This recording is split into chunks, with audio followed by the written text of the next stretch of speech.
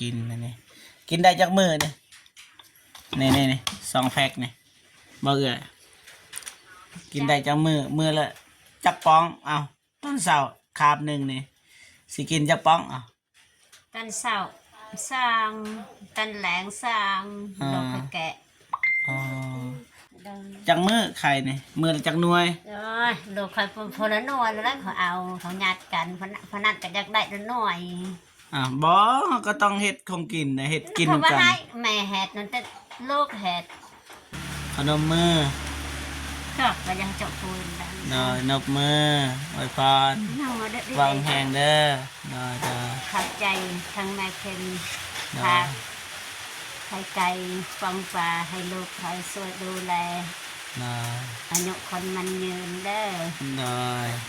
ให้ตลับเปตลับศาสตร์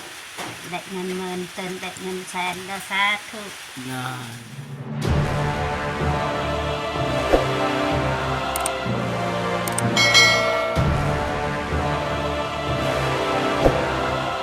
กับทักทายสบายดีและสวัสดีพ่อแม่พี่น้องเบิร์ดสู่คู่สู่คนเนาะทั้งในลาวและก็ต่างประเทศเนาะยินดีต้อนรับเข้าสู่ช่องเบาเจ็บคือเก่าพี่น้องเนาะตอนนี้เบาเจ็บกับมาหาน้องทุ่งพี่น้องเนาะลูกของเบาน้อยพี่น้องเนาะหรือว่าลูกของไอ้น้อยเนาะเพราะว่ามีเครื่องจากแม่พิมพ์เพิ่นฝากมาให้เบาเจ็บเนาะให้ไปซอยทางครอบครัวของไอ้น้อยพี่น้องเนาะเพราะว่าแม่พิมพ์เพิ่นเห็นทั้งความดุมันของน้องทุ่งพี่น้องเนาะที่มาซอยน้องเดิมตลอดแม่พิมพ์ก็เลยมีจิตใจอยากช่วยเหลือแบบว่าปราบป้องใครเนาะประมาณนี้พี่น้องเนาะเราเจ็บก็เลยไปมอบให้เนาะโอเคไปพี่น้องไปพ่อแม่พี่น้องเนาะขึ้นไปนำกันพี่น้องเนาะเพราะว่าเราเจ็บก็เอาไข่กับปลาป่องขึ้นไปที่ห่อพี่น้องเนาะโอเคสบายดีน้องทุ่งสบายดีเนาะสบายดีน้องสบายดีเนาะสบายดีสบายดีเอ้ยสบายดีสบายดีพ่อไปใส่ไปฉีดยาไปฉีดยาบัดแม่เด้เจ็บขาดเมื่อแต่เฮยกำปอยเมื่อแต่เฮ็ดเวียกบ่เดินเป็นยังคือไปไวมาไวเจ็บจนไหนเจ็บเป็นยังไม่จักกระเพาะจักกระสังเขาก็บ่ฮู้นังพอได้บาดเจ็บตะนัดหักแล้วหักตะนัดก็ได้สั่นตันต่อเจ็บมือไม่ได้เฮ็ดเวียกนำเขาก็อยากเฮ็ดก็เฮ็ดสำเร็จเฮ็ดบ่ได้เมื่อยพอได้เฮ็ดมือผัวก็บอกมือก็มืออยากเตะผัวอยู่หั่นเนาะโดยกินข้าวกินน้ำแล้วบ่พวกโลกได้กินข้าวปัญญายังบ่ทันอยากไข่ในกินได้บ่ไข่จักได้บ่ได้ปลาป่องเด้กะลางลองบ่เคยกินซะบ่เคยหักเขาเจ็บเขาก็ล่างหลังกินจากเผ็ดจากกระยังเขาก็บ่ฮู้ลองเพราะว่าเขาเป็นพยาธิเนาะโดยเป็นพยาธิกระเพาะว่าเขาก็บ่ฮู้แล้วบ่ฮู้ว่าเป็นพยาธิกระเพาะหรือพยาธิอีหยังพี่น้องเนาะก็บ่มั่นใจบ่ได้กินยาบ่ยาก็บ่มีเงินห้องหมอบ่ได้ไปบ่ไปเฮาบ่เคยบ่ให้ยาบ่ให้ยาไม่ได้ไปกวดโดยบ่ได้ซักยายังบ่บ่ได้เสียเงินบาทเนี่ยพี่น้องเราเจ็บกับบ่มีเงินให้กันพี่น้องนะจะว่ากันหายไปเด้อ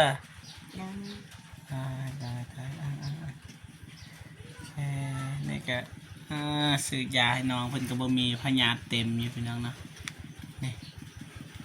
บ่ฮู้ว่าใครมียายังก็แนะนำเบาเจ็บในเด้อนะต้นน้องเพิ่น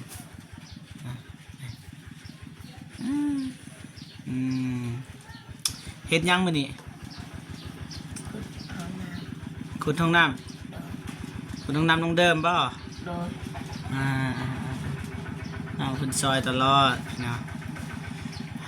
เมื่อยบ่ เมื่อย โอ้ย มื้อนั้นนี่ขุดบ่อแล้วก็ยกคูหินนั่นแหละตกใส่หัวอีกถ้าบ่เจ็บสิเฮ็ดไทไลท์แต่ว่ามันบ่คือพี่น้องนะน้องเจ็บมันบ่เจ็บถามว่าเจ็บบ่เจ็บ มันเจ็บอีหลีพี่น้องนะแสดงว่าพอไปคนเดียว โดย น้องนี่คุดคุ้มบ่เจ็บให้คุดอีกมื้อนี้พี่น้องนะเพราะว่ามันบ่เพียงนะ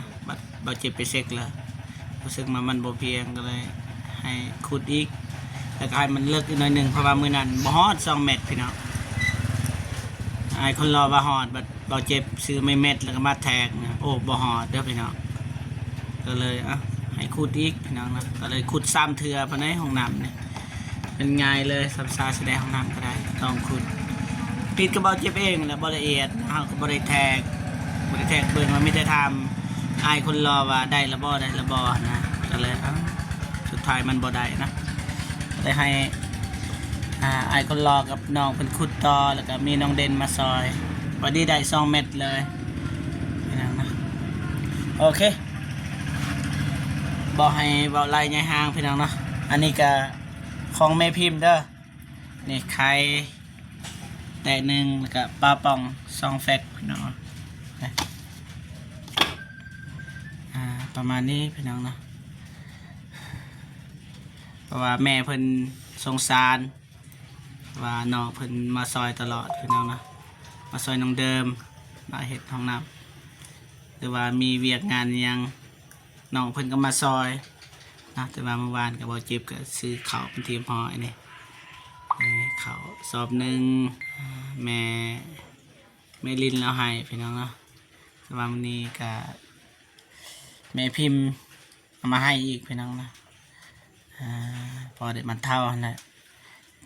พอได้บรรเทาเนี่ยได้กินนี่กินได้จากมือเนี่ยนี่2แพ็คนี่บ่เอื้อกินได้จากมือละจักป้องเอาต้นเสาคาบหนึ่งนี่สิกินจักป้องเอา ตันเสา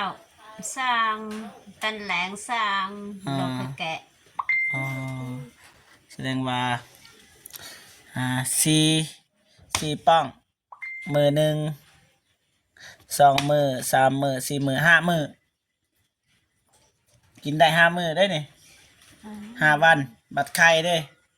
ไข่ต้องกินดังฮักเหมือนบ่จังมือไข่นี่มือละจักหน่วย โอ้ยลูกคอยพลหน่วยแล้วเขาเอาเขาหยาดกันพนัดกันอยากได้ละหน่วย บ่ก็ต้องเฮ็ดของกินนะเฮ็ดกิน เขาว่า กัน ให้แม่แหดนั่นแต่ลูกแหดเพราะว่าตัวในของข้าตัวในของข้าเขาหยัดกัน บ่แบบเฮาก็เฮ็ดของกินนะตัวอย่างว่าเฮาคั่วไข่ตัวอย่างว่า5 หน่วยเฮาคั่วกายหั่นเฮาก็ปลาไว้เฮาบ่มีหั่นนะความหมายของเฮาบ่มี ก็เขาจะแหดนู่นนี่ตัวนี้ขับหนึ่งตัวนี้ขับหนึ่งหักลูกก็เต้ ก็ฮู้อยู่ลูกดีเอื้อยบังคับลูกบ่ได้บ่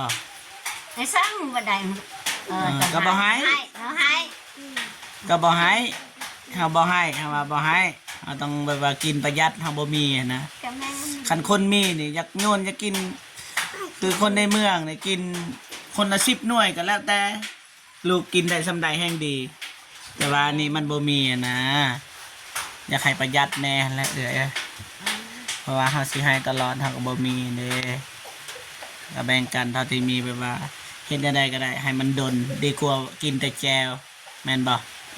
ถ้ามื้อนั้นกินแจวพี่น้องเนาะแม่พิมพ์ก็เลยอดบ่ได้เลยซื้อมาให้แล้วก็แบ่งกันไปนั่นแหละ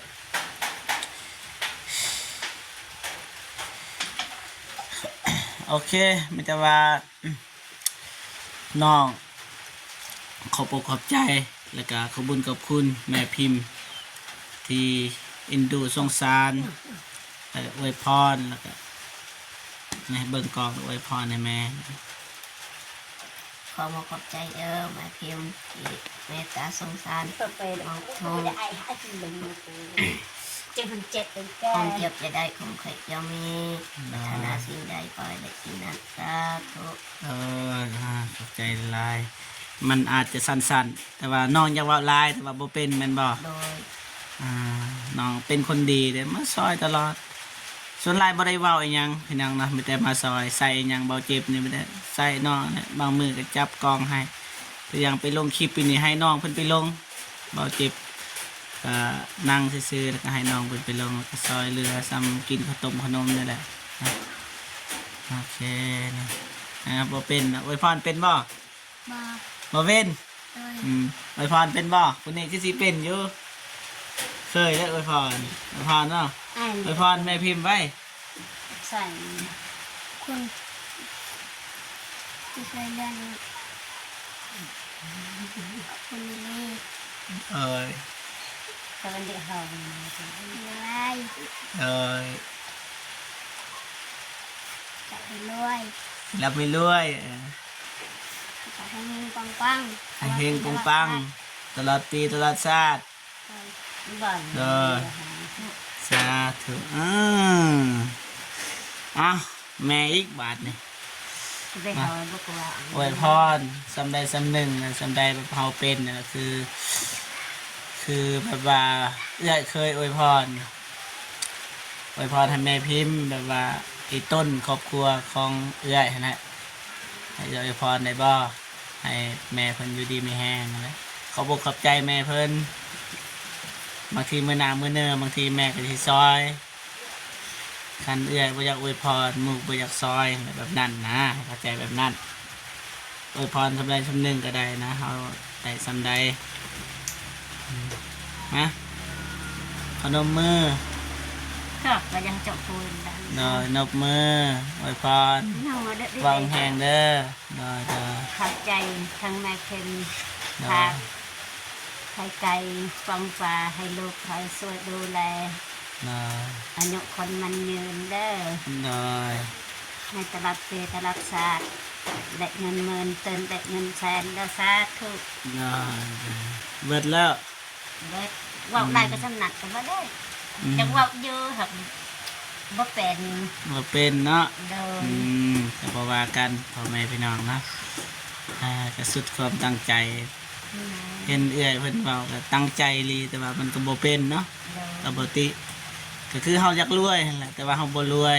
แบบนั้นแหละเฮาก็เฮ็ดอยู่ แต่ว่าเฮาก็บ่รวย ผู้อื่นก็เฮ็ดแต่ว่าผู้อื่นรวยแม่นบ่ผู้อื่นอวยพรยาวบัดเฮาอวยพรสั้นคือการเฮ็ดเวียกนี่พี่น้องเฮ็ดหลายเฮ็ดน้อย บางคนก็เฮ็ดหนักบางคนก็เฮ็ดเบา ก็เลยแบบว่ารายรับมันแตกต่างกันนะบางทีใหญ่ไปมื้อหนึง5มื้อพักผ่อน6มื้อพักผ่อนแล้วก็ไปมื้อหนึงก็บ่ได้แบบนั้นคือกัน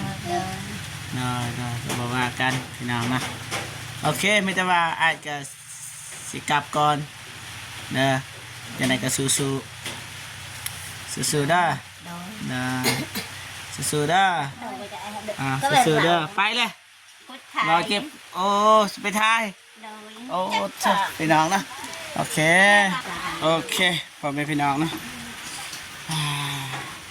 ครอบครัวเอ้ยน้อยเมียของเอ้ยน้อยพี่น้องเนาะ ก็ว่าเราเลย ก็ประมาณนี้พี่น้องเนาะจะได้ก็ขอบคุญขอบคุณแม่พิมพ์เนาะที่เมตตาสงสารทางครอบครัวของไอ้น้อยเนาะ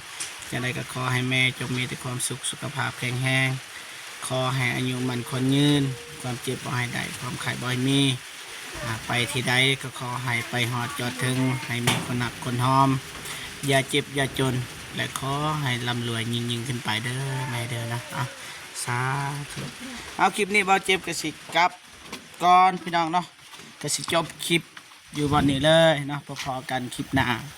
สำหรับคลิปนี้ขอกล่าวคำว่าสบายดีเด้อนะพ่อแม่พี่น้องนะบ๊ายบาย